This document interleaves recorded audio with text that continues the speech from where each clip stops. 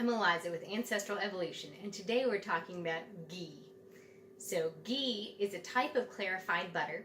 It's traditionally from India, and I'm going to talk about how we're going to make it. So first of all, let's talk about butter. So butter is made out of a couple components. It's mostly made out of fat. Most butter is about 80 to 82% fat.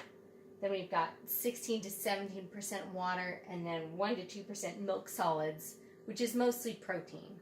So when we clarify our butter today, we're going to get rid of our water and we're going to get rid of our milk solids so that all we're left with is the fat.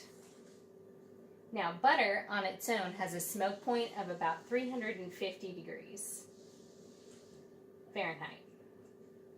Now once you take these guys out of the equation, we end up with a smoke point of about 485. Significantly different, right? So ghee has a smoke point of 485 degrees Fahrenheit. So ghee is going to be a lot more stable at a higher temperature than butter is. And the smoke point of ghee is even higher than that of tallow. Tallow is 420. So this is significantly higher than that. So what is the difference between clarified butter and ghee? So ghee is a type of clarified butter, basically, that is cooked a little bit longer, and we're going to basically caramelize our milk solids so it develops a nuttier, richer flavor than your regular clarified butter.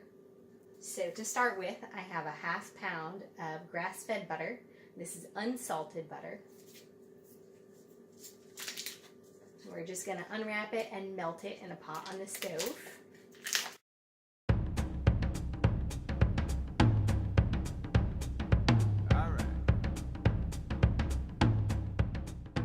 So our ghee is about done here, and the way we can tell that is that it's just about stopped bubbling and the milk solids are turning brown underneath.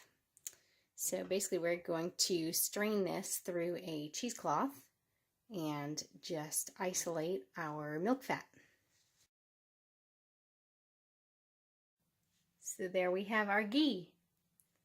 Like I said earlier, this has a smoke point of about 485 degrees, so it's great for a bunch of different cooking purposes.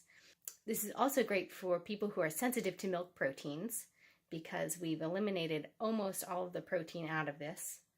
But it has a lovely, nutty, buttery flavor, great for all sorts of cooking. So there you have it. Enjoy!